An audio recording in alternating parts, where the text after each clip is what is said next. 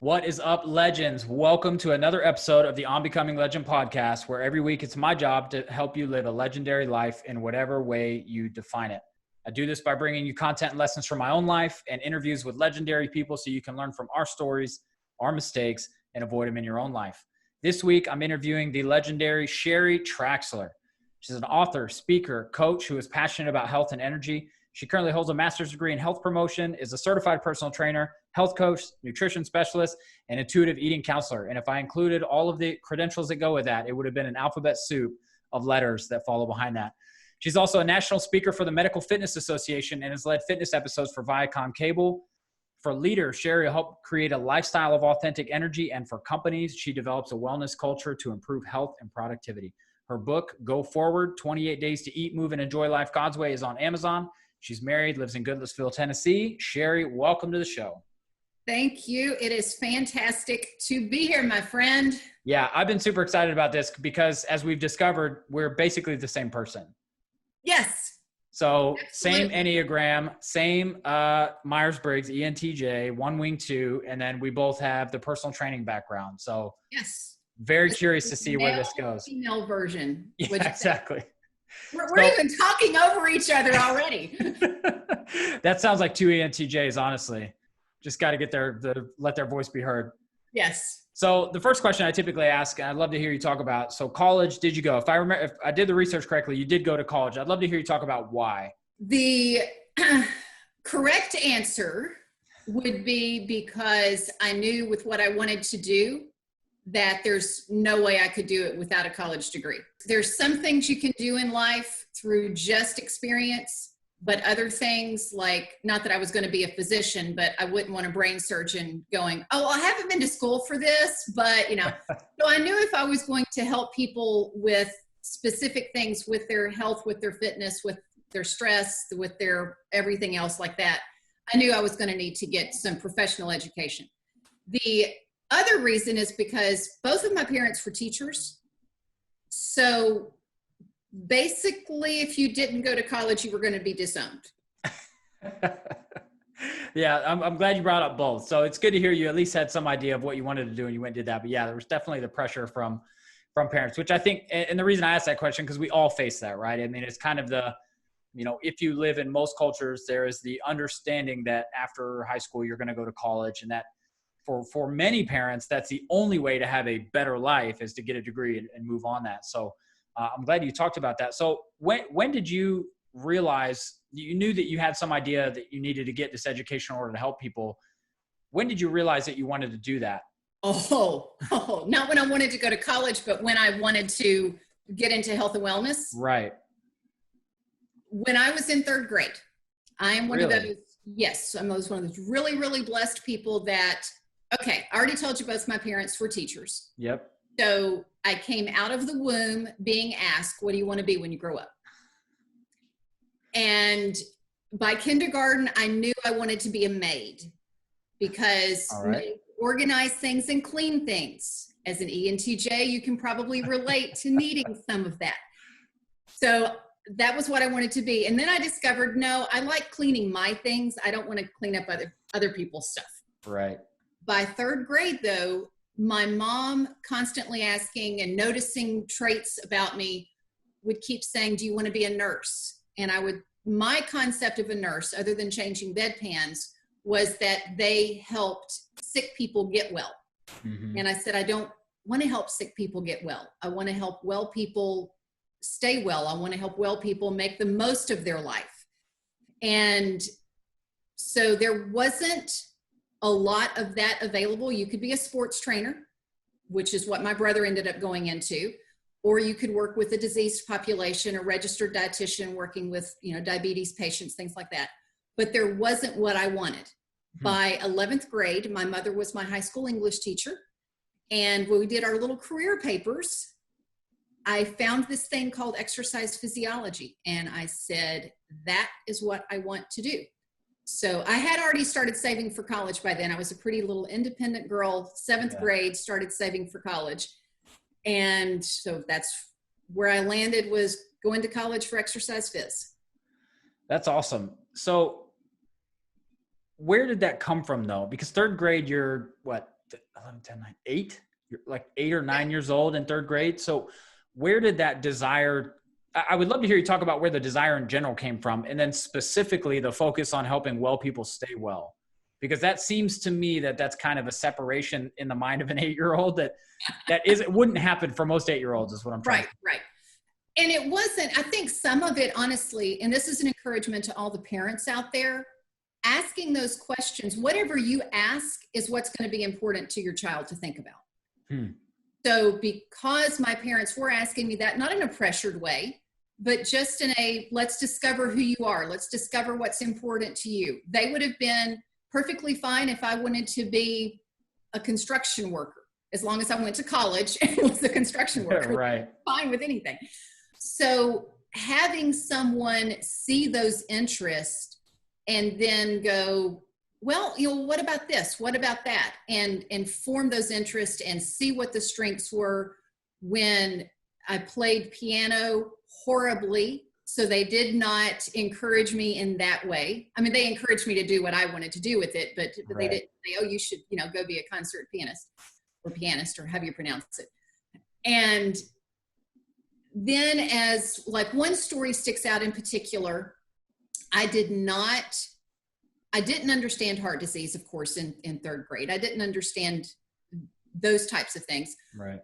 But we had a visiting evangelist at our church. He was morbidly obese, and he was a hellfire and brimstone preacher, sweating, face red, hated his style of preaching. But I kept thinking, he's going to die early. And he has a gift, not my style of gift, but he has a gift. And I didn't want to see that happen. There was also on the back of, I think it was a Raisin Bran box, Rory, that there was a book on family health and wellness. So I wanted that. It was just an interest. Like, all kids, we all have our interest. Right.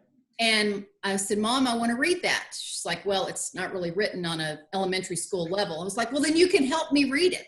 So this 500-page tome, however you pronounce that. Obviously, I'm not an English major. I don't know how to pronounce these words. That we got the book and she helped me read it. So it was just that cultivating, steering of a general interest and asking me the questions. Because at 8 years old, 9 years old, 10 years old, kids are able to answer, well, I kind of like this more than this. They're not going to think of, I would not have thought of well people stay well. Right. Had my mother not prompted that through asking, do you want to be a nurse? Yeah. So do you remember or have any recollection of what it was about the idea of helping sick people get well that you didn't like, or why that idea was just not as attractive to you? I'm all about maximizing your potential. Mm-hmm. It does not excite me to help someone keep things afloat. Right. I am so grateful for the people who do have that bent, because when I'm 100 years old, I want some personal trainer who loves helping me just, lift this 10-pound dumbbell and keep being able to, or be able to walk this mile. And, that's the accomplishment for the day. But that's not my bent. My bent is, let's find where you are. Congratulations on where you are. Let's encourage you to get to the next level. Yeah, I love that same thing. So when I was personal training, there was a point where, but not on purpose by anybody in particular, I just ended up training mostly like 50, 60, 70-year-old women. That was just like my clientele. And it was just so much fun. Like when you see a 68 or 72-year-old woman put a barbell on her back and squat some weight, and she's like, I never thought I could do that. You're like, look what I just did. Yeah, exactly. It's like, look how, it's just, it's really fun, like being able to work with people and push those limits. And I sort of asked to get your perspective, because I totally understand, like I'm the same way, like sitting in a hospital and doing nutritional or health interventions for people who are in there for their third heart attack, like that, no appeal to me at all. Mm-hmm. I would much rather, and actually now that we're talking about it, I made a similar transition. So when my first job working in a gym environment was actually selling the memberships. And I did that for about a year, but I got so fed up with people coming in and being like, oh, I want to lose 50 pounds, all these goals, all these reasons I need to do it. and then walking out without a membership. And it's like, man, this is just like really disheartening. So I switched over to, that was when I got into personal training. Because I was like, I want to work with the people who've already committed to making a change and doing something and improving themselves, and just help those people go further. So it's fun that you bring that up, because I did spend, when I was in college, I did 2 internships in cardiac rehab. Oh, wow. The first one I absolutely loved. It was so much fun, partly because I was learning new things and I love to learn. By the end of the second one, actually it wasn't even by the end, I quit halfway through. That I said, no, this is not for me, because of what we were just talking about, that my bent is, let's help you reach your maximum potential. And that scenario is, let's get you back to normal. And again, I'm so glad that people have that bent, because that's needed. Right. It's not me. And there was something other brilliant thing I was going to say that I can't remember what it was. That's all right. If it comes back to me. Yeah, I'll edit a black screen into the video that says brilliant comment from Sherry. Move on. So you could have done a lot of things. And, I can understand as a young kid realizing like, I want to be able to help people. So how or when did that get channeled into how you specifically apply that? Because it seems like sort of the umbrella of helping well people stay well. You could have been a family practicing doctor. You could have done a lot of things to support that desire. How did you choose your specific path? And now we're going to put a black screen of Sherry has to really think about this. That's a great question. Why did I choose personal training, health? Like, in other words, when that epiphany moment, when I did the 11th grade career paper and I saw that exercise physiology and I said, this is why God's put me on the earth. What was it that brought that out versus some other avenue? Okay. Rory, I guess it was just really intuition and gut. Yeah. Of just, what is it that excited me? And that was up until that point, from 3rd grade to 11th grade, I struggled. I mean, of course, I'm grateful, because some people are a senior in college and still struggling to know what they want to do with their life. Right. But, or 30 years old and still struggling, was of that time period of, this is the type of thing I want to do, but no avenue really excites me. Like I mentioned, my brother, he has the same undergrad that I do. He is a strength coach at Vanderbilt University. He loves working with athletes.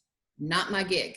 Right. Even though it's maximum potential focused, it's not general population. Whereas I like your CEOs. I like your, the people who, let's go out and change the world. I always kid with my brother and was like, this is great. Give them my card so that when 10 years from now they've been at a desk job and they're going, why am I not in as good a shape as I was in when I was in college? Call my sister. And I would say another, and this actually loops back to that question you were asking earlier, and I was talking about the cardiac rehab. Mm-hmm. And why that didn't do it for me. Then the other shift I made, and this relates a little bit to what you were talking about with the fitness membership and selling memberships, was as a personal trainer, I got very frustrated with somebody comes in, says they want to make these changes. I simplify it. I show them how to do a push-up. And then the next week when I see them, why didn't you do the push-up?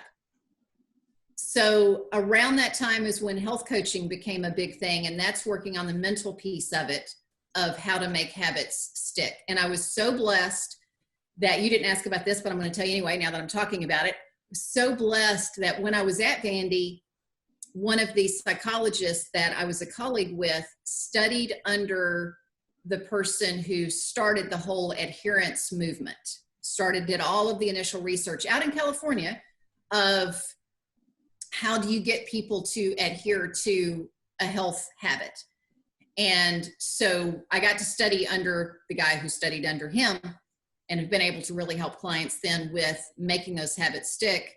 Because it is frustrating to have but it's not just health habits, it's any habit, Right. any change a person wants to make in their life. It's frustrating for them. It's frustrating for their coach to go, I want to make this change. Why have I not been able to make it? Okay. Yeah. That was my rant and tangent. No, 100%. And we're going to come back to behavior change because I'm sure we could talk about that quite a bit. The one thing I want to pause on, because I think you really just glossed over it. And for anybody who's listening and might be in a similar situation, you talked about essentially just relying on your intuition and your gut as you transition into college. And I think that's super important because so many people are told you need to have an answer. By the time you're 18, you got to know and have an answer. And at the end of the day, there may not always be a math equation for you to figure out what you're supposed to do in college or study. Like there is a huge element of just what do you like to do? I don't think I've ever shared this on the podcast. My first degree when I went for 2 years in college was wildlife and fisheries ecology. And the way that I made that decision was I was thinking through, like, what do I want my life to look like? And, I would say it was fairly limited because I only knew of so many career paths, but I was like, I would love to be outside interacting with my environment in nature. And, as a one, I'm very rule following strict. So like being a game warden and some sort of like wildlife law enforcement really appealed to me. And that was how I made the decision of going to college. It wasn't anything other than like that. I was just like, what do I want to do? But I think that's a question most 18-year-olds aren't being asked. Like there are a lot of them that are doing what they're supposed to do to earn a certain amount or to satisfy their parents or to whatever, live up to some mask that they're wearing. And I wish more people, and not just college, any pivot would just step back and be like, what do I want? And would just take action and really trust their gut and their intuition on that. So I think that's huge. And I love that you brought that up. Yeah. And I want to reiterate on that because you're a rule follower. I'm a rule follower. It's part of our personality. I feel like I'm talking to myself that it was, and I've honestly, until you've asked the question, I haven't picked up on that. I did make that decision based on intuition and gut. It wasn't something that somebody said, okay, go do X, Y, Z. Now, I will say that within that, it's been nice, whether it's college or when I worked at Vanderbilt versus owning my own business, to have the step 1, 2, 3, that if you do this on the syllabus, you're going to pass, you're going to graduate. Right. Life doesn't work like that. So I think that leaning on your intuition and gut is a life skill, because other than in school, there's no other place that you're told do X, Y, Z to get ABC result. Right. It's all intuition and gut. Yeah. And I've talked about this before, but whenever I had to drop out of college for financial reasons, that was, all I had was my gut. There was no path for what do you do when you drop out. There wasn't like everybody had this plan. It's like, I had to just figure out what I wanted to do on my own. And I had no idea, but something else we could probably talk about is that I just did things. I just did something. And eventually I was able to form an opinion about, I really didn't like that thing, but I like this thing. And then the next time I made a decision, I was a little bit smarter and I got to do it differently. And so, I think it's so powerful. Wow, that's huge. Yeah. That's huge. So you basically created your own life internship. Yeah. Right. Yeah, exactly. And this is, this is what breaks my heart for a lot of people. Cause I know so many people are just, there's, like you talk about helping people be the best that they can be. Everybody has more that they can achieve. And what breaks my heart is when people settle on themselves and they just become convinced that, well, I'm too old to start that business. I'm too old to ask out this guy that I'm interested. I'm blah, blah, blah. I'm too X to do this thing that I would love to do and would really light me up. And it's just nonsense, but people get sold that lie. Right. And if people think they don't have skills or they're not capable. And my argument is if you just do something, just take action, take one little baby step in the direction you want to go. And then there will be a new step to take that you'll be more educated about because of where you got. So that's brilliant, because we do want that path laid out for us. We do want that, do this, then do this, then do this. We often don't know what the second and third step are until we take that first step. The other thing I have found, and this is painful to admit, but we've all been there, done that, is you have something that maybe you know what you want to do, and maybe you know what the first step is, but it looks monumental compared to what you feel like your emotional or your skill set is. And then once you do it, what happens? Oh, well, that wasn't so hard. Exactly. That was, you know, it's that, was it Brian Tracy who talks about eat the frog first? You know, it's like, oh, that phone call wasn't so bad. Oh, in fact, I had this past week that someone I was reaching out to who has 3 influencers, 3 contacts that I think they're quote unquote big league.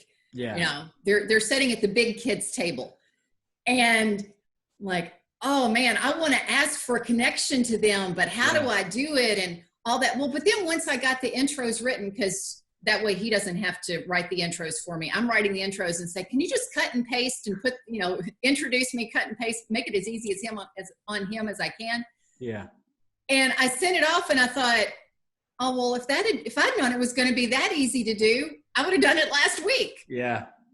Yeah. It's so funny, the stories that we tell ourselves about the things that we want or how hard it's going to be, or it really is incredible. And that's another reason I'm a huge fan of just taking action, because as soon as you start doing things, you can't tell yourself stories. And actually, this is a great time to segue. I didn't do this on purpose, but I think we both love fitness, physical fitness, because I consider it kind of a gateway drug for self-improvement, because it's the one aspect of your life that you can control without really any outside influence. You know, if you want to make more money, you need other people to make that possible. If you want better relationships, you need other people.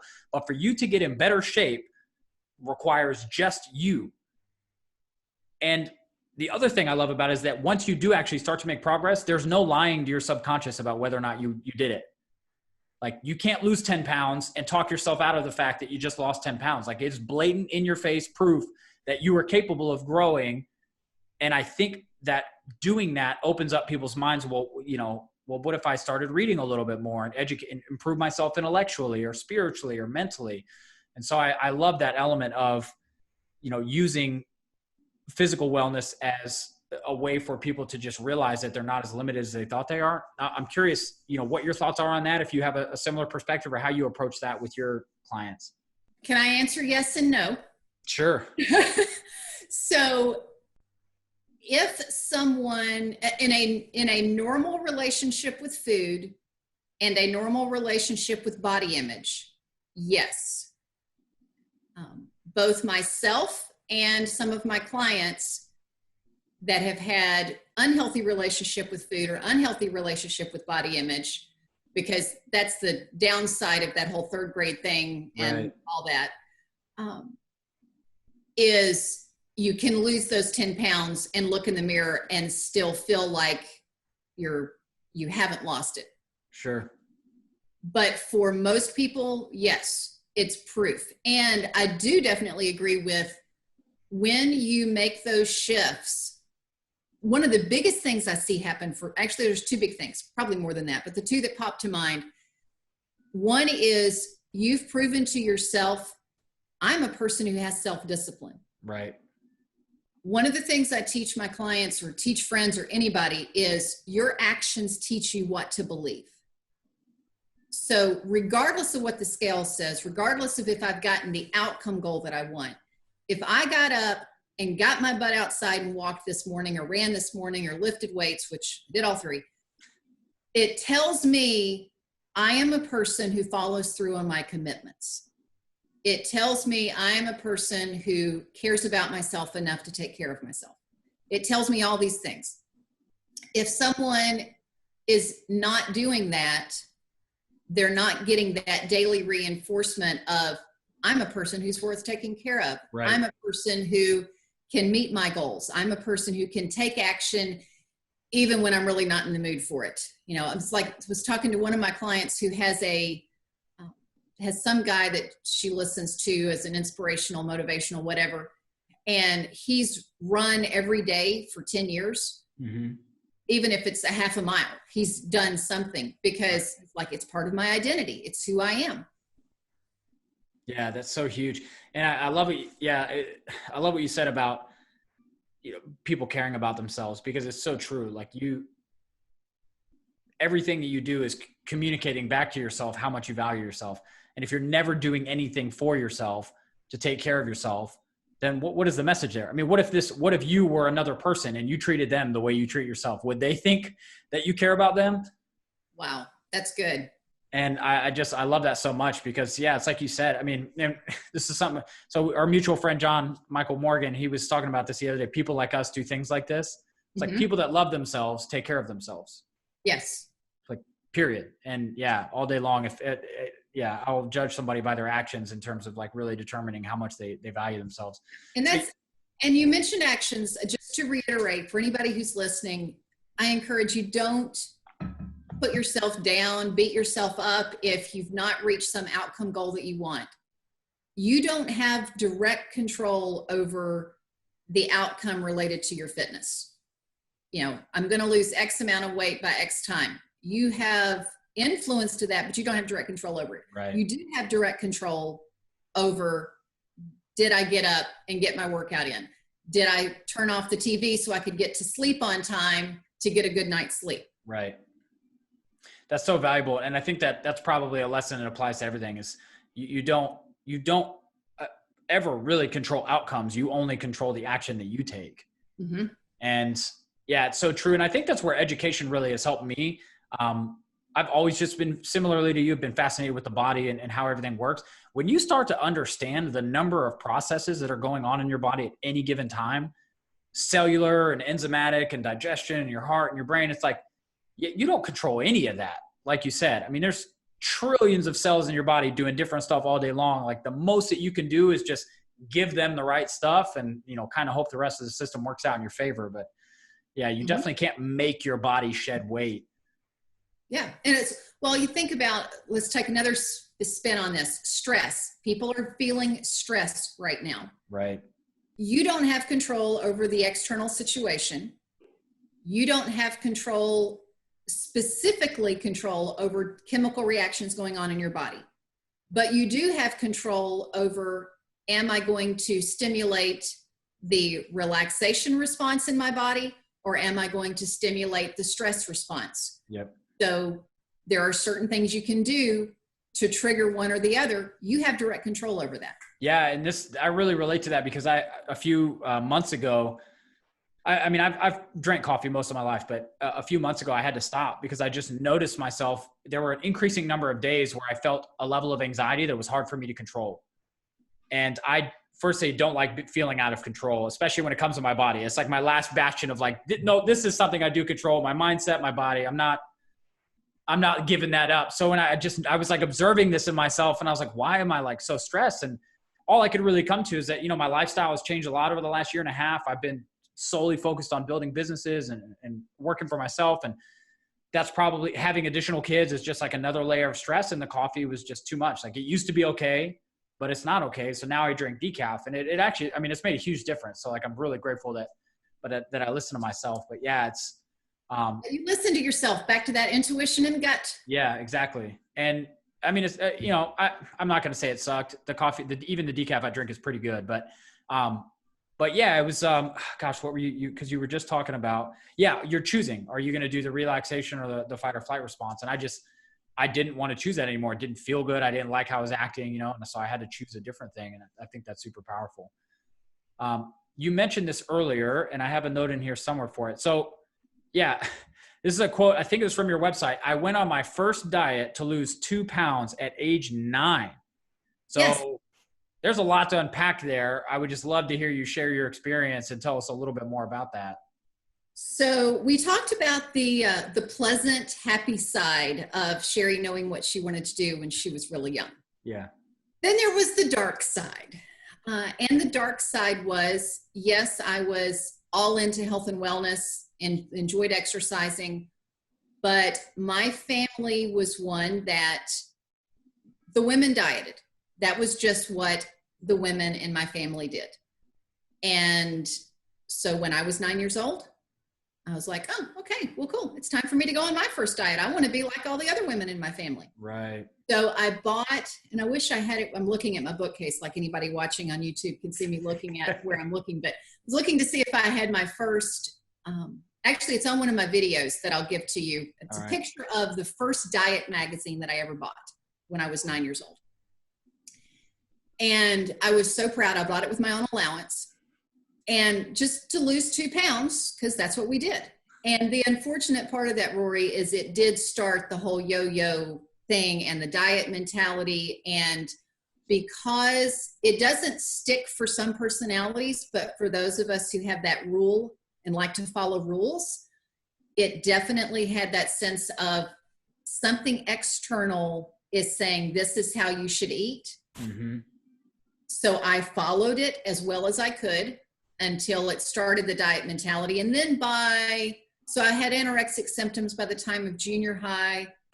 By high school, was into exercise bulimia, where, I would eat a lot and then go walk 14 miles or whatever. Right. What I found was I completely lost touch with that intuitive gut sense of what I should eat. By my mid-20s, I realized this is not working. I was running cross country. Oh, this is a fun story. I was running cross country in college and working at a wellness center. In the break room, we would have donuts. Right. I would go in there, I'd be by myself, and I would eat several of them. And I didn't understand why. I thought it was me. I would be like, oh, Sherry, you know better than this. You know how bad they are for you, yada, yada, yada. But I, would binge on them anyway. It was not until I was many years later than that, rereading my college journals. I've been a journaler all my life. Rereading my college journals that I saw, oh, wait a minute. This is what was really going on. So here's what it was. I'm running cross country, burning a ton of calories, running, morning and evening runs, being quote unquote good on my diet, otherwise known as going hungry. And then I would go in a break room by myself, no accountability, nobody around watching, and there's a box of donuts. Well, of course, I'm going to eat several of them. I was physiologically and psychologically crying out for them. At the time, I didn't know that.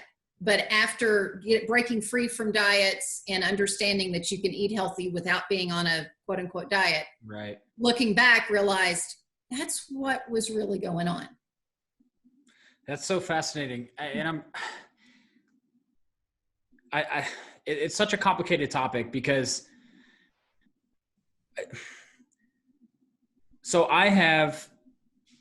I started exercising when I was 11, and I have been monitoring my consumption of food and calories on an almost daily basis since I was like 17 or 18. Now I do that for a while. It was to make sure I was eating enough to sustain the performance that I was trying to achieve physically.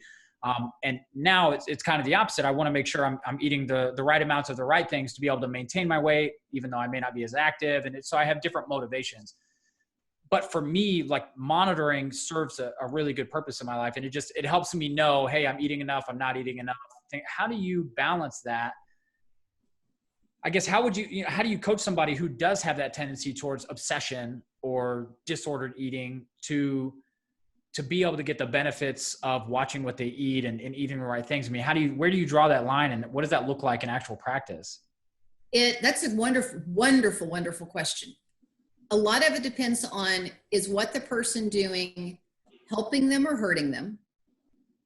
Meaning, is it helping them have peace in their life and enjoyment in their life? Or is it something that is mentally controlling them? Mm-hmm. Like for me, I still track how many cups of water I have a day. Not for any reason other than I know if I don't make that little tick mark, that I could get to the end of the day and go, oh man, no wonder I'm thirsty. I've only had, 4 cups of water or whatever. So it's a good reminder to me.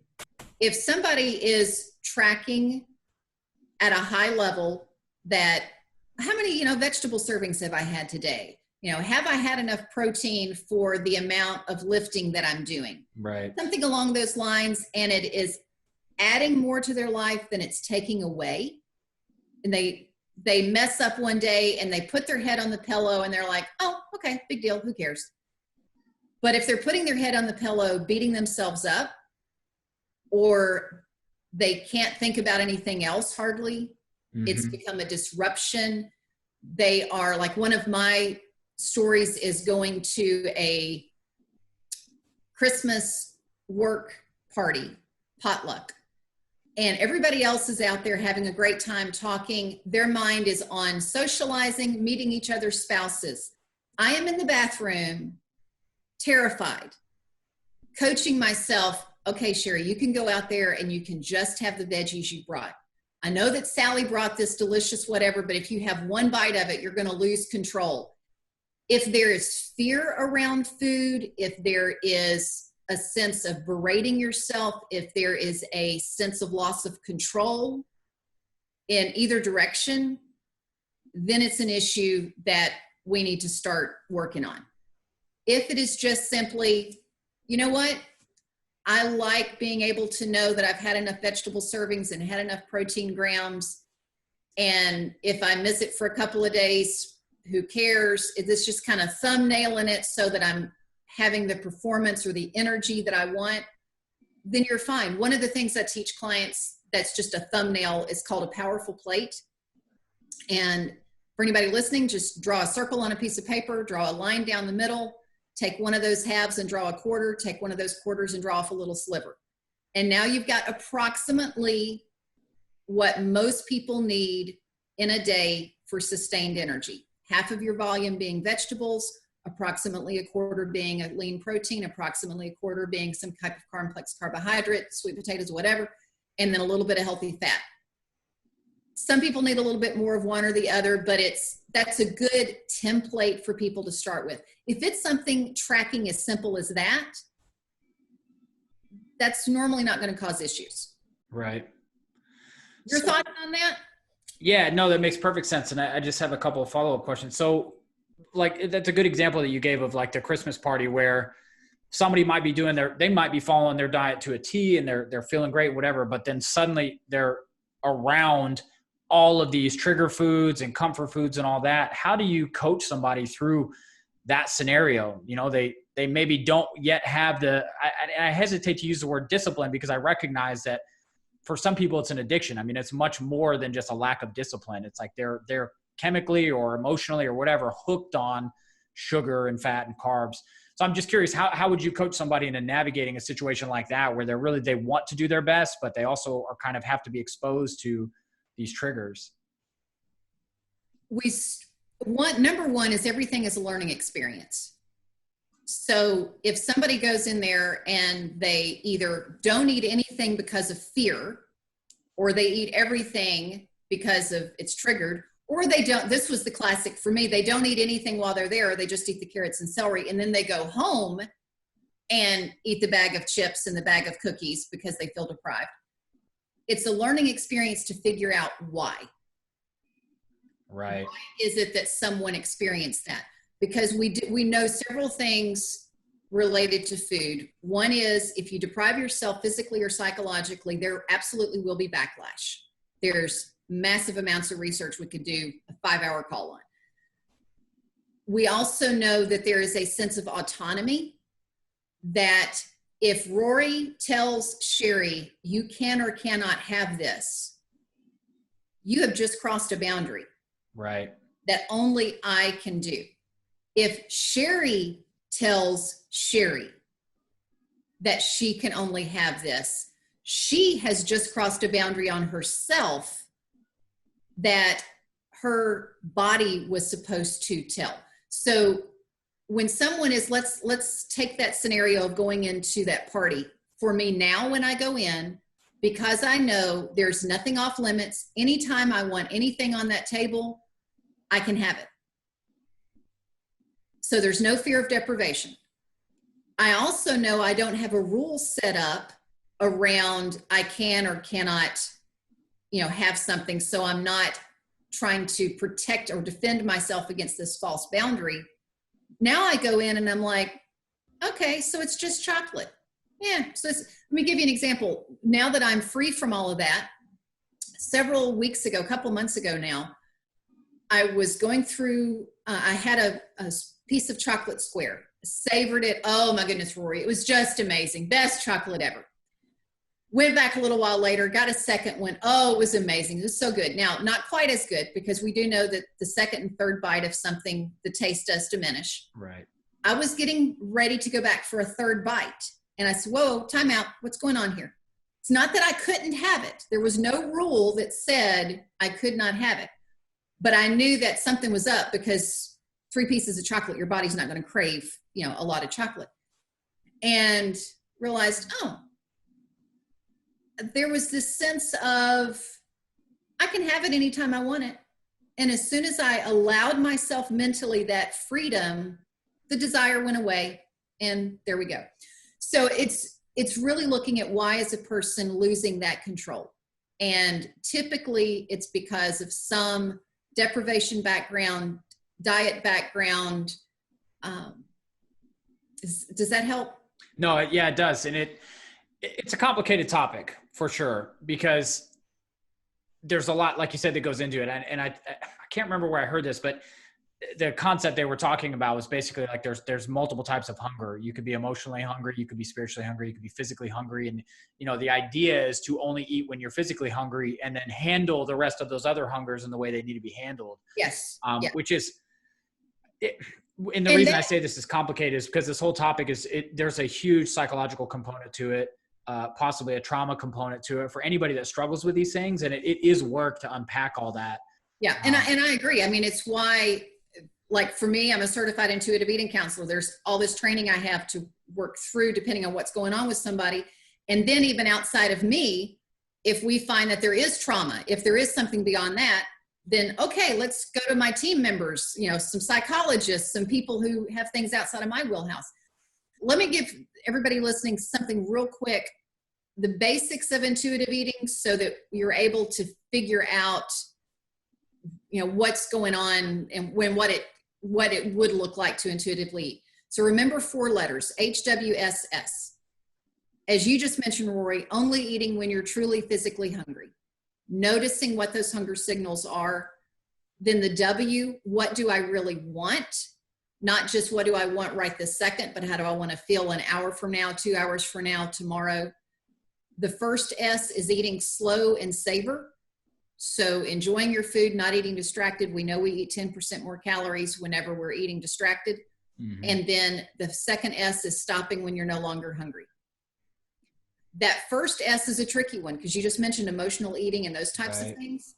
Well, one of the things I have my clients do, and I have this, in fact, you said this is also on YouTube, right? Yes. All right. So I'm just going to reveal some stuff. This is my list that I still keep. Nice. In my planner of noticing and naming an emotion, and then what else fills it other than food. Because when I am feeling agitated, when I am feeling tired, when I am feeling whatever, it's hard enough to notice and name the emotion. And if you have a history of tying food to trying to solve it, it doesn't really. Right. But trying to solve it, then you're up a creek. So I go to that list and I'm like, oh, I need a nap, or, oh, I need a hot cup of tea, or, oh, I need some sunshine, or, oh, I need to go to a bookstore and hang out. Well, I can't go to a bookstore and hang out right now. Go on online bookstore and look at something. So you get the idea. So it was only eating when you're physically hungry, asking yourself what you want. The first S was what again? Eating slow and savor. Don't eat distracted. Slow and savor, and then stop whenever you're full. Yep. Yeah, there's so much in there for me because, well, one thing I like to talk about is the importance of eating the right foods, because like you were talking about bored eating, for example, it's so like I can sit on the couch and watch a movie and demolish a bag of popcorn or a bag of like it's nothing. I mean, you just one after another for an hour and a half, right? Mm-hmm. And then there's also the element of like the type of food you're eating, because some foods are hyper palatable and we are just physically wired for salty and sweet and fat. And so you're naturally going to want to eat more of deep fried pickles than you would of lean chicken breast and broccoli, right? Because of the effect it has on your mind. That I'm curious, what like, how do you get people to make the initial leap, I guess? Like, in my personal experience, you talked for a second about like, well, nothing's off limits, so I don't want it as much. And I've always kind of been in like, I eat really, really well for 6 days. And then one day is just wheels off whatever I want. So no matter, even at my worst, I don't have to, it's not that I'm not going to eat cake. I just got to wait 6 days. Mm-hmm. And then I can have as much cake as I want to have, good, bad, or otherwise, right? For a couple of reasons. One, because I do like that psychological reward. And two, because I can only gain so much weight in 24 hours. So it's like, regardless of how much I eat, I'm not gaining 20 pounds in a day, right? As long as I go back to my diet and my workout stuff. But what I've noticed over the years is I've been, spent more and more time on a healthier eating and healthier lifestyle. I've actually noticed my palate changing. Absolutely. I'll eat vegetables now, carrots, for example, and I'm like, these are actually kind of sweet because I'm not eating chocolate cake as a comparison, right? Like if you're drinking soda, nothing is going to taste sweet to your mouth except that. So you're going to have a hard time eating these stuff. So how do you get people to make that leap, that first one where it's like, I'm used to soda and chips and stuff that gets me chemically and physically high, and now I'm trying to condition myself to like want these other things? How do you bridge that gap? With every person, it's different because as you know, with coaching, it's meeting someone where they are. Right. And what is it that they want to change first? So let's say someone says that they're someone who they eat a lot of things distracted. You were talking about sitting in front of the TV, eating, popcorn for an hour and a half. I promise you, I don't care how much you like popcorn, you would not sit at the table. 0 distractions. No.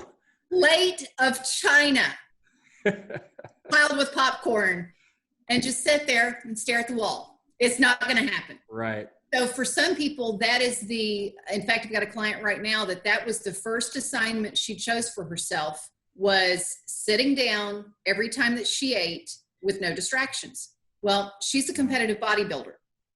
So you know this, competitive bodybuilder, the norm is, well, I've got to get an X number of grams of protein and whatever. So she would eat cold baked chicken and cold broccoli or whatever, half frozen, on the run, whatever. Right. She's like, now that I have to actually sit down and do this, I'm heating the food and it's still chicken and broccoli, but she's like, I'm enjoying it now. And she doesn't have a tendency, if she is having what I would consider a balanced meal of, having a sweet potato or some type of carb or whatever with it. Yeah. She's not having a tendency to quote unquote go overboard, because there's only so long you're going to sit at a table and stare at a wall and eat your food. Right. So for some people it's that. For other people this is a really fun one where you're talking about carrots tasting really sweet. Sometimes when we're working on what do you really want is putting on a plate all the foods that you think you like, and then other foods that you're, not really sure of. And one by one, no distractions, tasting them. I've had clients say, I really thought I liked pretzels, but now that I'm just sitting here eating one by itself, no, I really don't like them. And finding out that, this vegetable that I thought was boring, actually with a little bit of hummus on it or whatever, I really prefer that. Right. But they've never taken the time to pay attention before. Yeah, that's so true. And I guess there's a whole perception element of it, because for most people, when you say, listen, I'm not trying to insult anybody's moms, but a lot of moms are terrible at cooking. So you grow up with your experience of vegetables being canned peas or whatever. And it's just like, of course you don't like vegetables. You've never actually had them. And so there's definitely, I had never thought about that before. I can see there's definitely a perception thing of like, no, I'm not really a big vegetable fan. It's like, well, you haven't had them. Fresh asparagus, just barely steamed with, lemon oil drizzled over it and some Parmesan cheese. Now that's a vegetable. Completely different thing. A little garlic roasted broccoli, some carrots with some chopped up onion. You maybe haven't had them in the right way. So that's super powerful. Yeah. I hadn't thought about that before, but that's interesting. So we skipped over a little bit. You talked about kind of having this realization as you were in your 20s, I think, doing cross country, and you look back at some of your journals from college. I really want to talk about your recovery, if we can, and how you I guess, when did you become aware of, I'm sure you probably always knew it was a problem, but like, when did you really become soberly aware of like, I got an issue with eating, I need to do something? And then what did that road look like for you coming out of that to where you are now? What helped me to start recognizing it, Rory, were stories like what I just told you of being in a work party and recognizing everybody else is out there having a good time. I'm the only one here in the bathroom coaching myself, terrified to go out there. There's, those types of things, the more that those happen, realizing this is not an issue for other people the way it is for me. Those times of coming home to an apartment and devouring half a bag of, chips or cookies or whatever, sometimes not even mine, sometimes my roommates. And then I would be like, I got to go replace your cookies. Sorry, I just ate half of them. And going, nobody else is doing this. I mean, other people were, but I didn't see it. But, but they were doing it because they had issues too. So anyway, recognizing something was amiss. And my journey out of it was, I started with 2 books, because when you go into a bookstore or look online for books, there are hundreds and hundreds, if not thousands, of diet books out there. Yeah. All giving you different information, but numerous books. At that time, there were only 2 books that caught my attention that were, this is something different. One was called Diets Don't Work, and it was written by a guy who owned diet centers. And the other one, because he had revelations from doing that. And then the other one was written by a registered dietitian breaking out of food jail. And Roy, whenever I read those, I realized there's a different path. What I do now as a certified intuitive eating counselor did not exist. The people who wrote the program I got certified through, I'm sure they were practicing, but they didn't have a book yet and all that. Yeah, for perspective, what year are we talking about? Oh, let's see. This would have been... Or range. 25. So 90s, 2000s? 25 years ago. So somewhere in the 90s. Right. So just for anybody who is maybe 24, we're talking about, health coaching did not exist. Like digital fitness influencers did not exist. Personal training barely existed as a profession. Right. So to give you real sense of this, I was talking about in 11th grade, I came across this thing called exercise physiology. I was like, oh, this is what I want to do. Yeah. It's because it was new. It's because it didn't exist before then. There was, you had the aerobics craze in the 70s, but otherwise, or the running craze in the 70s, but otherwise it didn't exist. There were, I think, 2 colleges in my state that had programs in this. So, just a 2 or 3 or 4 or 5 years after that is when I'm having this revelation of, I've got to do something. So there really were only 2 books out there. Yeah, absolutely. Thanks for putting that in perspective. So understanding that there wasn't help then, my journey was a long journey. Right. Because I had to figure it out. Yeah. I had to read those books and experiment. And there was a lot of 1 step forward, 2 steps back. 2 steps forward, 1 step back of, well, I tried this whole listen to my body thing. And, because I quote unquote wasn't getting the results I wanted, I'm going to go try the next diet. And so it was, on again, off again dieting. And I would say then by my early 30s, was free enough that I went, this is a for real thing. There were some dietitians starting to teach this type of thing now, so was able to start getting some, but there were others who I would go to and talk about it, and they were like, nope, you just need to eat 1,400 calories, and they would hand me another diet plan. And I'm like, I've been there, done that since I was 9 years old. I promise you it doesn't work.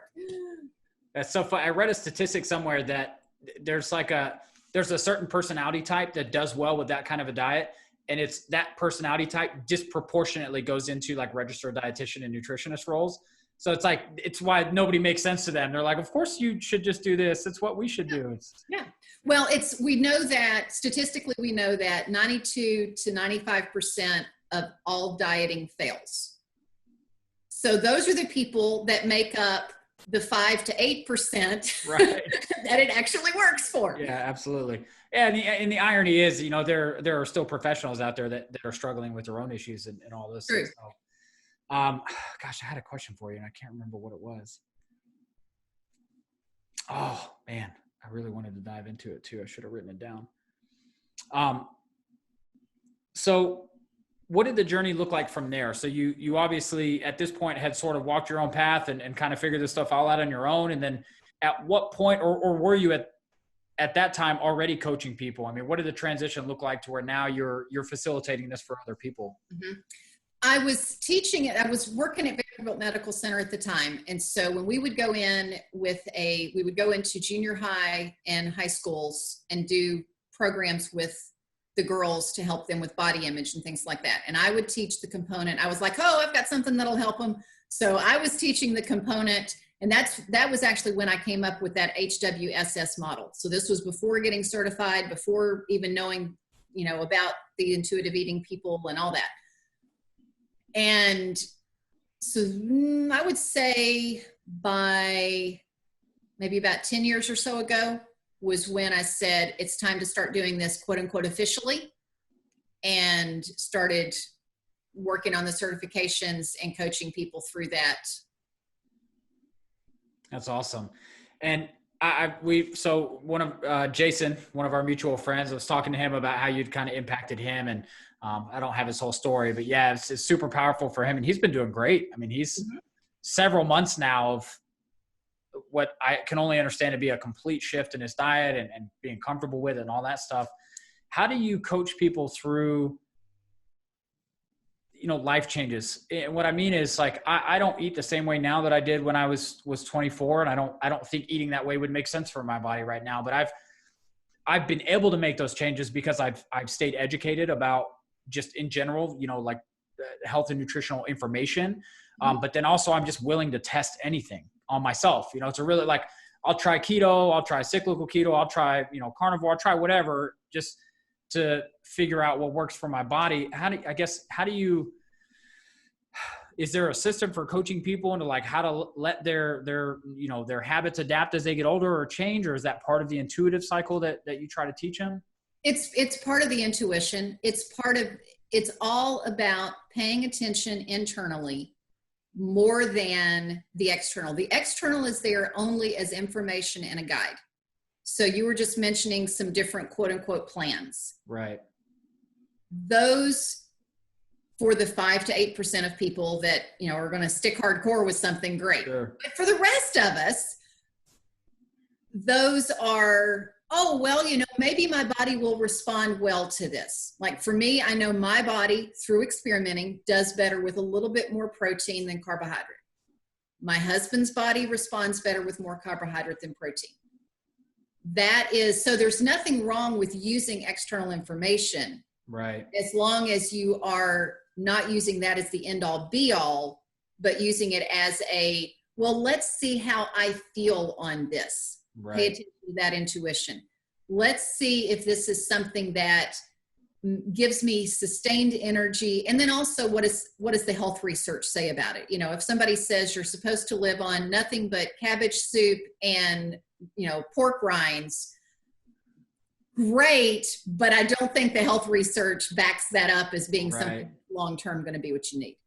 Yeah, I love that. That's it. I always think about that when people come out with, you need to eat this or you need to do that. I'm always looking for the mechanism. Like, what is the physical mechanism in the body that you claim is supported by whatever you're talking about? Because there are a ton of people who just, this is how we're supposed to eat, and here's the reason. It's like, yeah, but how does that actually interact with my body at a cellular level, or, you know, even a sort of a macro system level?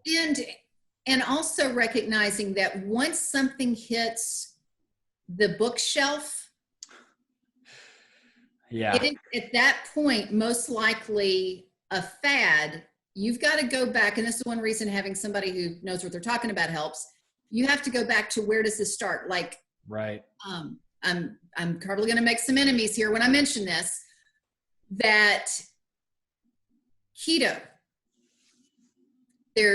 and I've got a friend he's a keto coach, and that's what he thinks is the end all be all for everything. And it's because he had good results with it, But when you go back to where did that come from, it came from a medical model for people who, from a medical standpoint, needed that. Right. They just happened to lose weight on it. They just happened to reverse some issues in their body. But that's not the only way to do that. And for most people, that's something that's not sustainable. And for him, it made those changes. But guess what? It's because he was dealing with those medical issues at the time. Right. Yeah, I agree with that 100%. And I do, I always just like to experiment on myself. Just out of a desire to always see, like, what does my best look like? Can I be leaner or stronger or faster or whatever? I'm just always kind of pushing to see that. I will say, so I used keto for a little while before my son was born. I did like an 8-week what I would consider like a therapeutic dose, basically. If it's not forever, I'm just going to do it for a little while. What I loved about it was that I feel like it really reset a lot of my palate addictions to sweet stuff. Like, that was when I remember the food that I was eating starting to be really much more satisfying. And yes, I went that whole time without chips and ice cream and anything else to sort of override the flavor of the food that I was eating. And I stopped craving alcohol. Like, I stopped, whiskey didn't taste as good. I mean, just weird stuff that I haven't ever bothered trying to explain, but I was like, it did work really well for that. But I totally agree with you that, well, and what is your opinion on this? I'm gonna jump in. Okay, go ahead. You just demonstrated what we were talking about, and that was you took some external information, you experimented on yourself to see, how does my body respond to this, and listened to that intuitive knowledge and are carrying that forward. So someone else, unfortunately, if somebody else had a bent toward getting the diet mentality, they could try keto and totally mess themselves up. Yeah. But if they were just listening to, you know what, I really don't like how I'm feeling on all these chips and ice cream or whatever. What if I took those out? They would have still experienced the same thing you did of changing their palate, because our palate can be trained. Then they realize, oh, now I do like salads and carrots more. Right. Not because something said I can't have whatever, but because I'm choosing not to, because it's not how I want that W. It's not how I want to feel. Yeah. And for anybody who's listening and thinking that maybe like keto is something they want to try, I've also gained weight doing keto interventions. So like you could really go either way. It's not, just like this magic ticket that's going to solve it. I've had clients who they've gone to their doctor and their doctor's like, what are you doing? Because their cholesterol's out the roof. Yep. Like, well, yeah, it'll do that. Yeah. And the reason I went off it in the first place, because we had our son and I just knew I'm going to lose sleep. I'm going to be more stressed, and physiologically, my body is going to need more carbohydrate to sustain that. So, yes. That was another, I had the information to make an intelligent decision there and pivot off of it and to know what was right for my body. And I think I'm curious to hear your opinion on, I guess we've probably already talked about this. So I've always, I sort of use the diets and the plans as rubrics, I guess. Like I've done paleo for a while and keto, but it's kind of like, that's my guiding template. And then I apply it to my life in a way that I think makes sense. And like I said, it changes over time. Like I never would have even considered keto when I was 21, 22 and training really hard and doing all that. But I'm curious how, in your opinion, so is like the intuitive eating model, is that something that somebody can stick to and do for life? Or do they need to be pivoting and making changes as their life changes and they change? Or is it, sort of a guiding principle that they can hold on to long-term?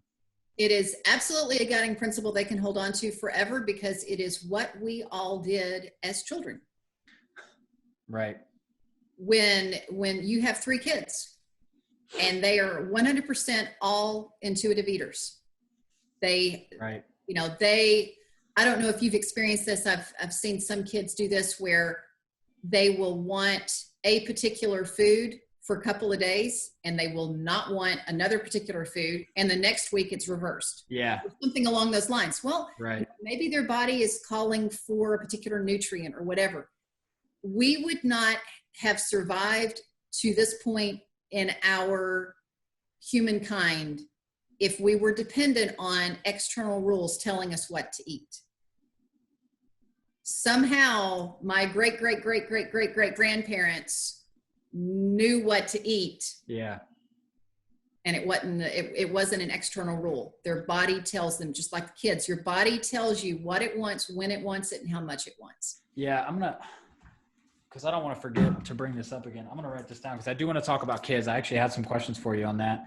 I'm curious, but in that same vein, when I walk into the grocery store, I'm regularly shocked at how little food in there is actually what I would call nutritious.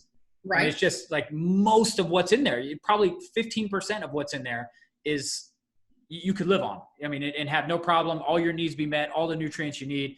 And then the rest of it is just marketing. Yes. So how do you navigate that in our climate? Because I totally agree. You know, like Little House on the Prairie didn't have to worry about choosing Doritos because those things didn't exist. They only had food, and they only had the food they prepared, which is another thing.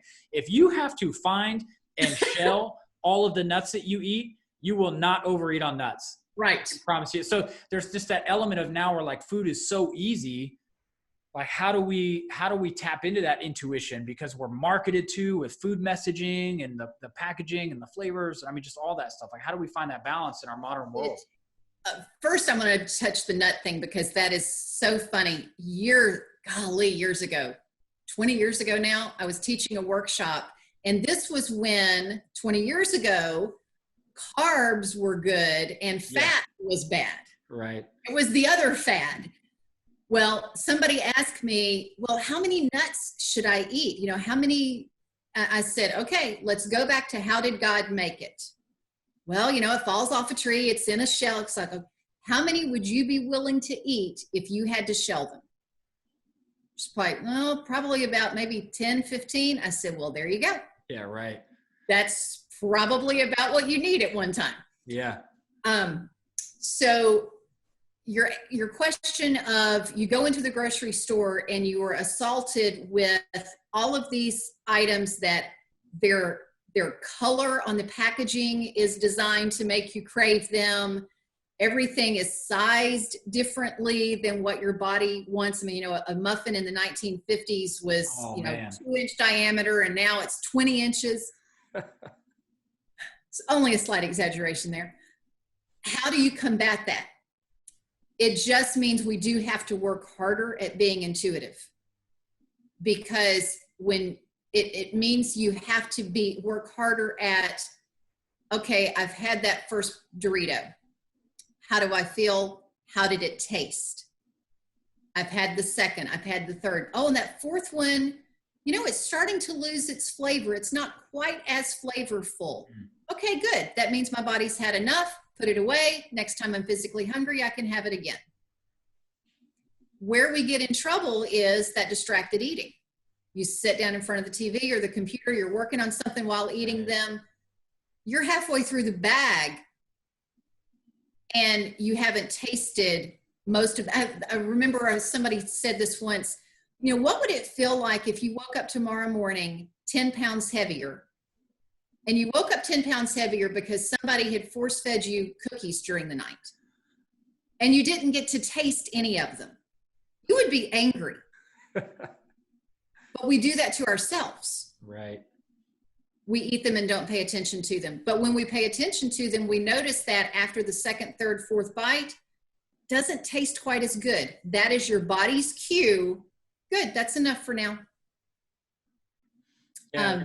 Actually, just today I had a client, because my clients I encourage them, send me pictures, send me emails, you know, let's stay in contact in between calls.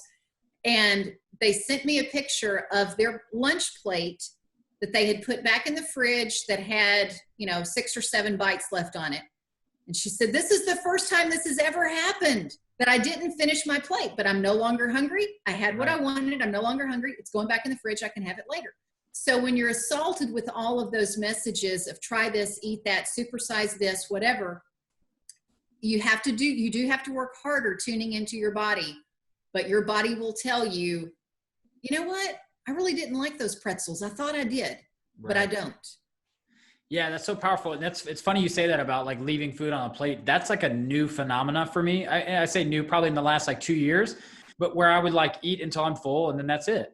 And part of it was because, again, like when I was younger, I was training. I spent 3 years in the military training for special forces. And like, oh, you need to eat thirds and fourths to couldn't eat enough. You know what I mean? And so if I left food on the plate, my wife was like, what are you doing? Like, you need to eat more food. It was so like people, you know, our family would come over and they'd hear that conversation. They're like, we have never had this discussion in our house. I'm like, yeah, I totally get it. You guys are trying not to eat too much. And I'm like, give me what you're not going to eat, 'cause I'm going to eat it. But it's, you know, since I've been out of the military, that's actually a relatively new thing for me, where I like at some point, and I do eat a lot slower. But I'll get to the point where I'm like, yeah, and it's not all the time, but some days I'm like, I'll eat half my food. I'm like, I'm done. I don't want to eat anymore. Yeah. So it's super powerful to be able to do that. Eating slow is another big one though. Like it's very easy to overeat if you're just crushing your food. And I don't know why, like, I don't know if it's just part of growing up in kind of a hectic household or, you know, where I picked up that habit.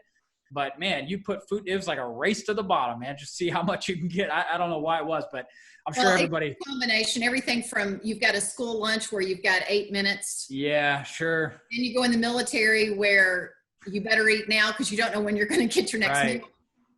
Yeah, absolutely. So that's been a pretty new phenomena for me, doing that. I'd love to hear you talk about, you mentioned like the how, you know, 24 years ago, the enemy was fat. And then now the enemy to some degree is carbs, and who knows, you know, at some point it might be protein, as much as that would break my heart. But so how have you managed that? How have you like grown through that as a coach? Because, you know, I suppose there are some people who knew that fat wasn't really all that bad back then, but it definitely wasn't mainstream. And I'm just curious how you could handle coaching people from, you know, just understanding that like we don't know what we don't know, but still doing the best you can for them. I guess, does that make sense? I know that might be kind of a confusing question. Well, I'll answer twofold. One is because I'm not a dietitian, I'm not a registered dietitian, it is both legally and ethically outside my wheelhouse that I can't give someone a diet. All I can do is educate and then help guide you through your own choices. So whatever the research is saying, that's what I'm presenting. Got it. So the research, what's interesting with the fat thing is the research even then wasn't saying no fat. Right. It wasn't saying even super low fat. There was only one cardiologist who really pushed the super, super low fat. Everybody else was saying, okay, you need to have less fat. Well, and it's true. Even now, we know that if you're getting 30, 40, 50% of your calories through fat, it's not going to be good for parts of your body. Right. The trends. So where some of the issues came in was when it became a fad and people were doing the super, super low fat. Same thing with carbs, you know, and it's so funny because about a month or two ago, I began seeing some articles talking about the benefits of carbs, the benefits of certain types of carbs, because again, we're not saying that processed sugar, man, that is awesome. That's the way to go. They weren't even saying that years ago. Unfortunately, whatever fad becomes the thing, that's what food manufacturers are going to hop on. Right. So you had SnackWells, you had all these other things come out. And those of us who were in more of the nutrition, health and wellness mindset, we're going, no, those still aren't good. Right. Because they're still processed. There's still sugar. There's still, fat. Grapeseed has no fat, but you know, it's still not healthy. The biggest rule I can't say rule, the biggest guide I always steer people toward is how close is it to how God made it? Yep. An apple is going to be better than an apple pie. A potato is going to be better than French fries. That's just the way it is. Yeah, I was thinking about that earlier as I got ready for this. You can be as healthy as you want to be and tell everybody how awesome it is to be a vegan because you only eat plant material. And then you can go into the vegan aisle and you can get the vegan cookies and the vegan bread and the vegan everything. And you can be just as unhealthy or diabetic as your non-vegan counterpart. So it's so true. One of my colleagues that when she decided she wanted to become a vegan, I was like, well, that's awesome, but you don't like vegetables. She's like, that's okay. I'm just going to do peanut butter and jelly. Peanut butter and jelly sandwiches. I'm sorry. I mean, it's a great for one meal, but for a lifestyle, Yeah. no. You laugh now. That's the 2021 fad, is the peanut butter and jelly diet. It'll be if it fits your macros with peanut butter and jelly sandwiches, and it'd just be a disaster. And I've always I say the same thing about whole food, and I believe that a lot for myself, because and listen, for anybody who wants to test this, sit down one night in front of the TV with a bag of chips and just see how many calories you can consume. Then put that many calories and chicken, broccoli, and some oil on your plate and see if you can eat it in one sitting. And there's just no chance of you sitting down. You can crush 1,000-calorie bag of chips like it's nothing. And there's 0% chance of you getting through 1,000 calories of lean protein and vegetable and oil. And I just think that's... Well, and because I teach Powerful Plate, I'll even put the spin on that of chicken, broccoli, a small sweet potato. Right. Because, I mean, you need your carbs. Yeah, absolutely. Your healthy carbs. Right. But you're still not going to crush through 1,000 calories of that. No chance. Yeah, you would be bored. And especially if you're doing what you're saying, where you're sitting down at the table, like no distractions. No distractions. You would be so bored before you get there. And that's, I think I think that idea is really powerful for people, because I think so many people do just sort of casually snack. Like my wife was making fun of the kids because they always, when we're like driving in the car, they always want snacks. And I was like, well, that's because every time we go on a road trip, you get snacks. So they're sitting back there watching their iPad and they want to do what mommy's doing and snacking on stuff. But it's so easy to eat so many calories that way. Let me encourage you that if you're wanting your kids to remain, because they are intuitive eaters right now, if you want them to remain that way, is when you go on those road trips, oh, everybody's hungry? Great. Let's pull off on a rest stop, get out a picnic, enjoy our meal together, and then get back in the car. The car is not where you eat. Yeah, that's a great point. And I was going to ask you about that because, the one thing that, so we do, it seems that my oldest daughter's 4, my youngest son, my son doesn't really understand this yet. He's a very intuitive eater. I mean, he is exactly what you said. Sausage for breakfast some days, and then a week where he's like, nope, don't want anything to do with it. I love sweet potatoes this week, and next week, please don't give them to me. And so we just kind of roll the punches. My daughter's old enough to where she sort of understands that there are the meal foods in the fridge, and then there are the snack or other foods that are in the pantry. And when I say snack, I don't mean chips. It might be like the little, dried seaweed stuff, or we'll do little fruit leathers. I mean, just stuff to give them something to whenever they're a little bit hungry, but not hungry for a meal. But I was having this discussion with my wife the other day because I don't like the idea of using food as a reward, firstly. So like, hey, if you eat a good dinner, you deserve to have dessert. Mm-hmm. Like I really don't like, and I think something something you told me, or something I read somewhere, was actually what really inspired this line of thought, because you were talking about the babies are intuitive eaters. And, you said as an adult, if you wanted to have dessert, you would just have it. But for my kid, I'm like the gatekeeper, right? Like, well, no, if you want to have dessert, you got to meet these arbitrary criteria that I set up. And I was like, well, that doesn't really make a lot of sense. But on the other hand, I don't want her to get a belly full of sugar and not feel good, or be full and not eat the other stuff. So what's your advice? I guess I'm going to selfishly use this time to improve my own life. So like, how would you walk through that? Because I can tell there have been times, quote unquote, my daughter will come to the kitchen. I want to have a snack. Are you hungry? No. So there's already a little bit of just the habit, I guess, or the understanding of it as a reward that she's developed.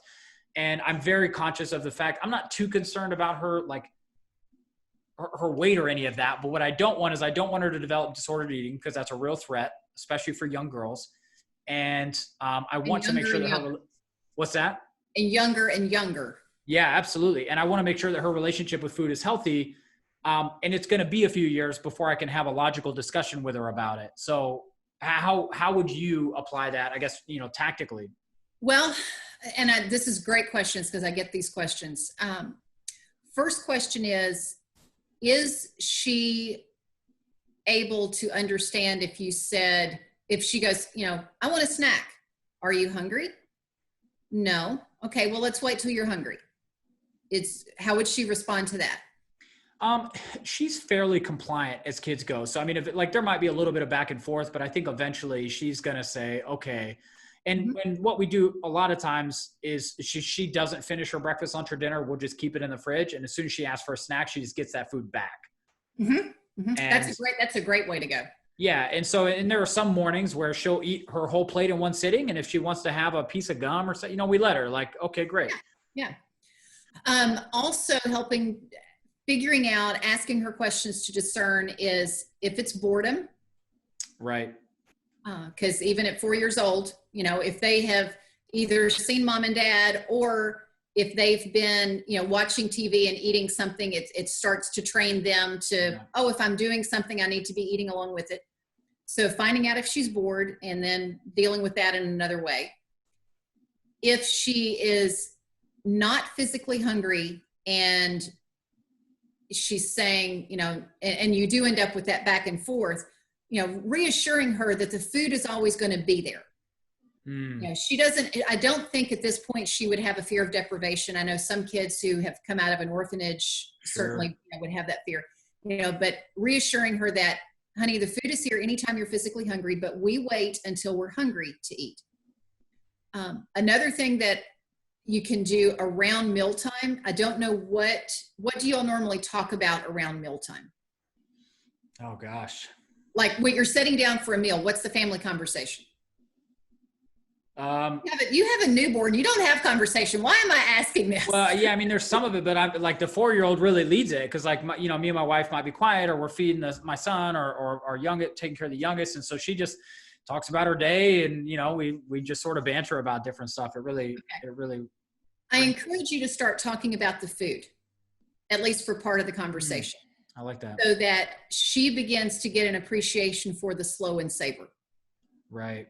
Of, maybe you've steamed carrots and you've put some cinnamon in them. Oh, can you taste the cinnamon in this? Or just begin to talk about how good the food is. And some people would say, oh no, that's going to make them crave food more. It actually won't. Yeah. It makes them appreciate, it makes all of us, the adults included, it makes all of us appreciate the food in the setting where the food is supposed to be the star. We have nourished ourselves, we have taken care of ourselves, and now we're ready to move on. Also, another trick, quote unquote, that can help is drinking a glass of water, not to keep somebody full so that they don't eat when they are hungry. But sometimes it's just, if it's boredom, if it's whatever, it's like, well, why don't we have a glass of water instead? Right. And then and sometimes it may be, if they think they're hungry or not sure, let's have a glass of water. And if you're still hungry in 30 minutes, then we'll have a snack. Yeah. Yeah. And we have some things that we use. Like I said, gum is one. It's kind of like a treat, but it's sort of negligible. She doesn't want, what's that? You asked about the dessert. I want to come back to that. Keep talking. Yeah. So we'll do that. We have there's like a mix that we'll put in water sometimes. So it tastes like something, but it's 0 calories, 0 everything. Right. So, and the same like sparkling water. So we do have some treats that she gets to sort of feel like, oh, I got something special, but it's not like anything that's bad for her per se. And I think that helps. And I've also used psychology on her too, because sometimes she'll you can tell she doesn't want to eat because she feels like we want her to eat something or whatever. And so I'll just eat it for her. So I'm like, if you're not going to eat the good food, I'm going to eat the good food. It tastes really good. I love it. You're just being weird, and I'll eat it for her. You can see her sometimes, like, she won't always want me to do it because she's realizing that maybe she has something valuable. It's like a very weird, toddler psychology to it. Now, before we get back to the dessert, I'm going to tell you a story on me that growing up, I did not like most vegetables. And that's not unusual because a child's taste buds are different than ours as adults. Right. And we can pick up on the sweetness in a vegetable, whereas as a child we couldn't. So if there were certain vegetables that, you were supposed to get it on your plate and eat 2 or 3 bites. That was the rule. And there are some rules around healthy eating that are not going to warp a child. Yeah. At all, and are good. And that was one of them that we had in our family growing up and was totally fine with. But it was like, oh, but I'll just eat my 2 or 3 bites, whatever. But I was a mischievous child. And my father knew this. So he would put some extra on his plate. And if I felt like I was sneaking something off of his plate and he didn't see it, That was how mom and dad got me to eat extra vegetables, was sneaking it off my dad's plate. That's awesome. Yeah. And it's funny you say, because I had the same thing when I was a kid. I had steamed broccoli, like physical retching reaction to steamed broccoli. Now it's like a staple in our house. We roast it, but it's like broccoli is so good. And my mom's like, man, used to physical fights over having to eat this vegetable. And it's like, yeah, I don't know what to tell you. It just didn't taste the same at that point. Yeah, no, it definitely tastes different. Okay, you asked about the dessert earlier, and and I think I understood your question to be, should I have them make sure that they've eaten their meal before getting dessert? I guess if I had to sum up the question, it's how do I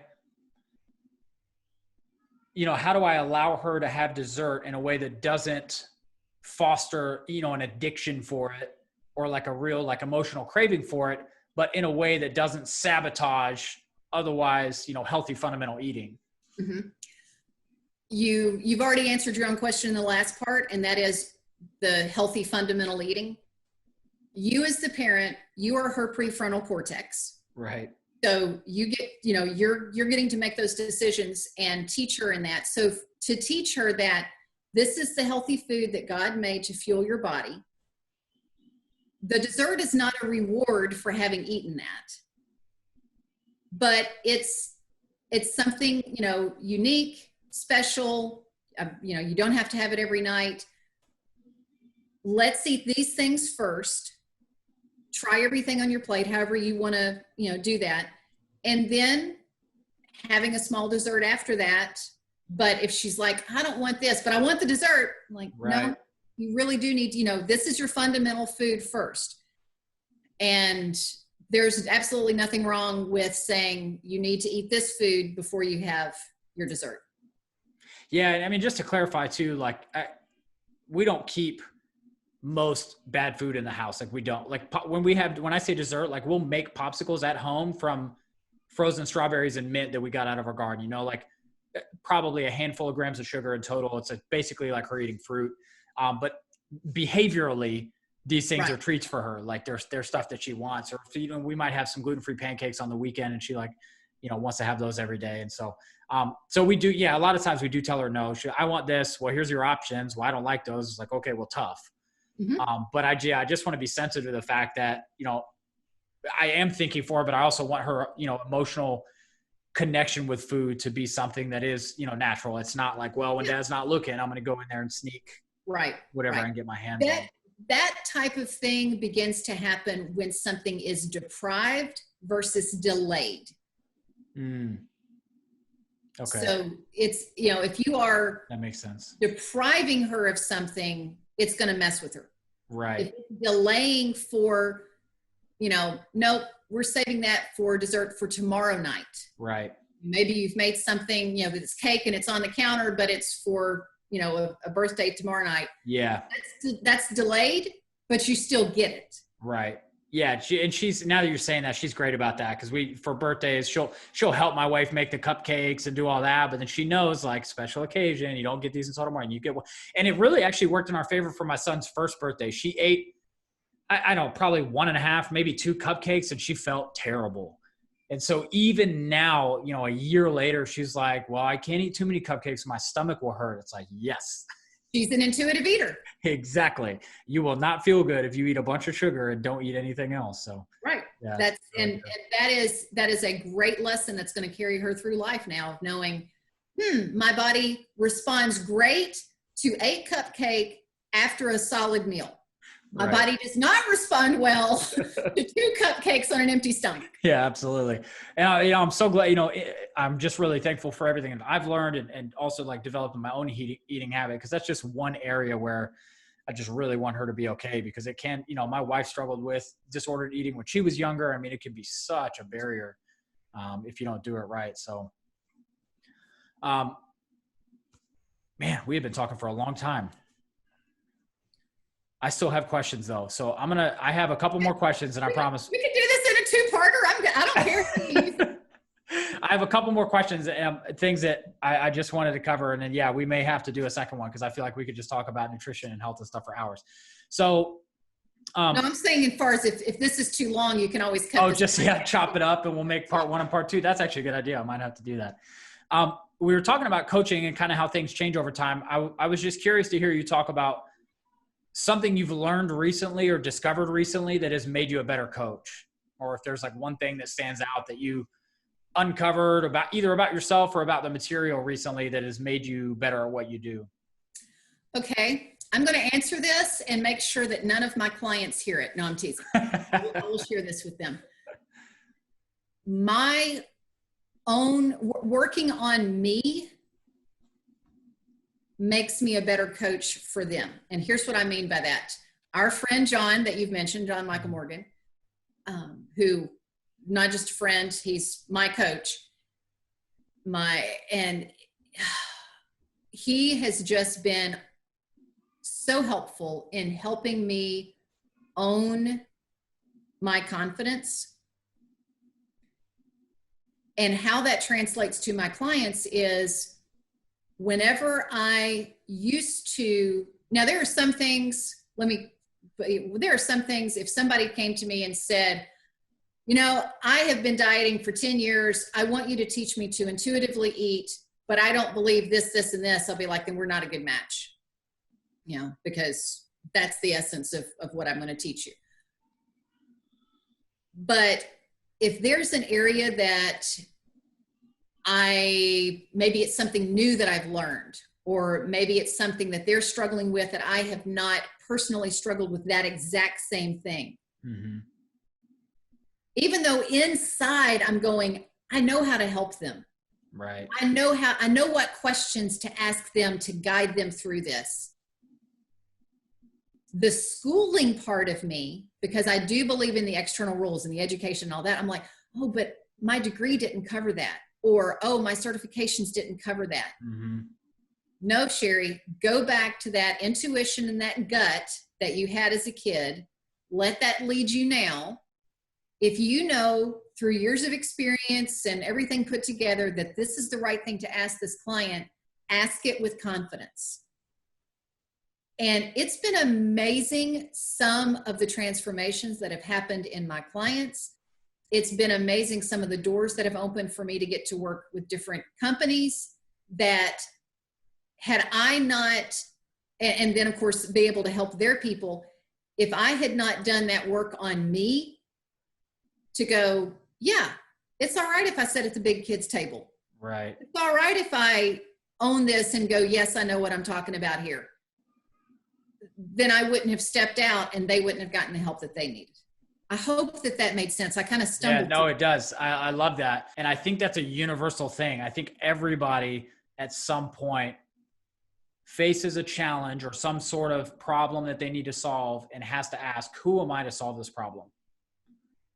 And I think that walking that line of confidence and stepping out into new challenges you haven't faced before, I think everybody I know I have, like you said, this person has XYZ problem. I think I can help them, but who am I to tell them how to solve their problem if I've never experienced it? I mean, it's just all those internal narratives that create that. So yeah, I can relate to that so much. Yeah. I found there was where does I find this quote? I think this was for your book. So if you're ready for the health and energy you need to accomplish your God-given dreams, if you want to find your unique path and fulfill your potential, then this is the time to go forward. Now, that doesn't sound like a book for health and wellness. And that tells me something about you. And I'm just curious to hear you talk about how you think about contribution and impact and giving back. Because it sounds like, you know, sort of the health and wellness thing is just a mechanism for you to really empower people to do and be more. Okay. Well, yeah, you just summed it up. That's exactly that is exactly it. That because the whole circling back to the early on in our conversation of helping well people be well. Yeah. It wasn't just so that they could sit around and be well. Right. It's so that, you know, Rory, what dream has God put in your life? What vision, what passion has he put in your life? Oh, and to do that, you've got to make sure that the vessel that's doing it is the best it can be, not in the sense of I'm going to be an ultra marathoner or whatever, because then that becomes your life. Right. But whatever level of health and wellness and fitness gives you the most mental energy, gives you the most emotional energy, so that you can, be there for your wife and your 3 kids, your newborn, and for your clients. Taking care of you means you have to, doing those things means have to take care of yourself. Yeah, 100%. I love that. And I've always thought of physical fitness. It's not, how do I say this? You don't have to be physically fit in, the extreme sense of the word, but life is a heck of a lot easier when you're in shape. Yes. It just is, like when it's easy to get up and down steps. It's easy to lift stuff off the ground. It's easy to have the energy to get through your day without hitting a wall. Like life is just easier when you're in good shape. Oh yeah, absolutely. And that's one of the things when I work on energy with people, one of the big red flags, they go, well, I wake up and I've got some decent energy, because I've been through adrenal burnout twice in my life. Yeah. And, where I'm waking up exhausted and going through the day exhausted. For some people, they're not at that stage, but they still have 2 or 3 hours in the afternoon that they're just not mentally there. Right. Well, I'm sorry, you cannot live your potential if you've got 3 hours out of your day. Seriously. So what can we do to fix that?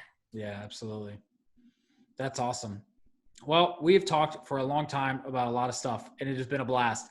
I want to give you an opportunity to just share with the audience what you'd like them to do, or how they can connect with you, or where to find you, and just what you want them to do next after this conversation.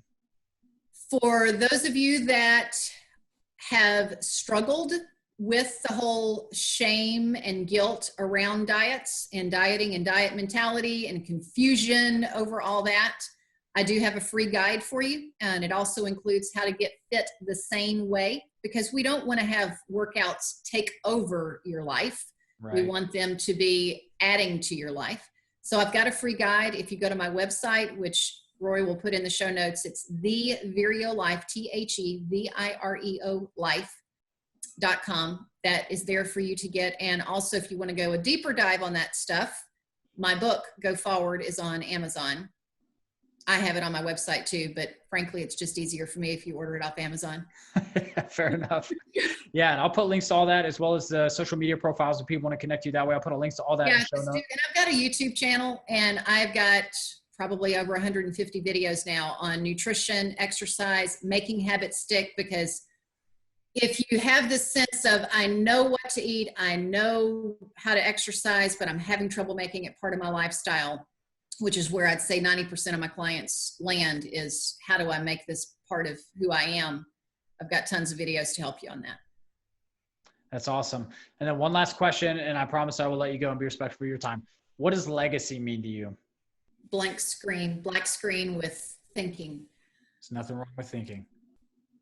When I get to God's throne, when I'm gone, I want 2 questions answered. I want him to look at me and say, what we've all heard and want is, well done, that I've been faithful to do what he asked me to do. And that the people still here on this earth are saying, my life is better because I knew her. That is an excellent answer. Sherry, this has been a blast. I cannot believe it's already been almost 2 hours. My lens! It has gone by way faster than that, but it's been so much fun, and I'm sure people probably have some questions for you. I hope people reach out, but we may have to circle back around and do a part 2 at some point and just talk more about nutrition and health and all that fun stuff. It's been a blast. I have loved it. Awesome. Good talking to you, Sherry. Good to talk to you.